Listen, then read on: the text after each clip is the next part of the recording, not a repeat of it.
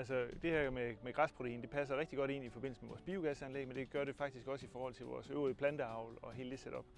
Fordi vi har en økologisk planteavl, hvor vi er afhængige af at have en hel del økologisk kløvergræs, for at kan have et godt sædskifte og sikre ukrudtsbekæmpelse, men også holde markerne rene og nogle næringsstoffer. Og det bruger vi så egentlig over i vores biogasanlæg. Og i vores biogasanlæg, der bruger vi en hel del græs, netop fra vores økologiske planteavl, på grund af, at vi skal holde det her sædskifte rent. Så ved at få at kunne trække protein ud af græsset, så får vi egentlig tilført det hele noget ekstra værdi, fordi vi lige pludselig kan bruge ressourcerne endnu bedre end det, vi kunne i forvejen. Vi har i dag, der har vi allerede en hel del græsmarker.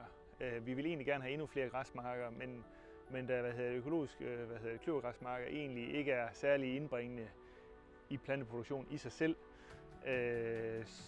så holder man det areal så småt som muligt, men nok til lige at holde sædskiftet i gang. Men hvis det er sådan, at vi egentlig kan få skabt noget mere værdi, så vil vi øge vores græsareal væsentligt, og på den måde kan vi få et endnu bedre sædskifte og den del, men samtidig også alle de gode effekter, som græs ellers har for jorden osv. Så derfor er det er faktisk den afgrøde, som vi allerhelst vil have, at der bliver skabt noget ekstra værdi i. Hvis jeg sådan lige nøjagtigt fra min vinkel skal se på, hvad skal man sige, hvor hurtigt vi kan få noget op at køre omkring og hive protein ud af græs. Hvis det er sådan, det har kommerciel gangbarhed, hvis man må kalde det, at det rent faktisk kan komme ud i markedet til en fornuftig pris, og processerne de kan køre, jamen så tror jeg på, at det vil være en kæmpe grøn revolution af dansk landbrug. Fordi rigtig mange vil gøre det. Altså i første omgang der er det jo selvfølgelig økologien, hvor det er mest interessant. Men det kunne også være interessant for det konventionelle. Men det kunne også være interessant for alle de miljødagsordner, som der ellers er. Fordi der er mange andre positive ting omkring græs. Men jeg tror samtidig også, hvis det viser sig, at det kan, så vil der være en meget stor interesse for landbruget til at få det her i gang meget hurtigt. Og det tror jeg, det vil kunne gøre. Også fordi, som jeg ser det, med den lidt ringe kendskab, jeg har til det indtil videre, så hvad skal man sige, så de teknikker, der skal til at hive det ud, er ikke helt rocket science.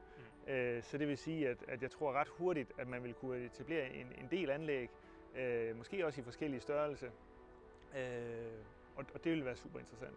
Men den måde, som vi ligesom er kommet ind i det her projekt på, det er uden tvivl i første omgang, så er det fordi, at det her det har vores meget store interesse. Jeg har fulgt, alt det her om græsprotein og alt andet omkring de her grønne cirkler i de sidste par år.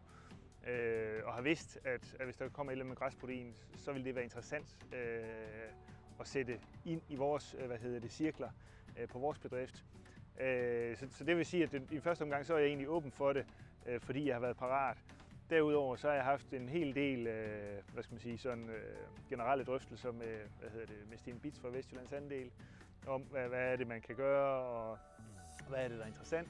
Og så samtidig så har jeg deltaget en hel del på Forlum og Veseges og hørt, hvad der sker. Og så lige pludselig så bringer de også det ind i det hele.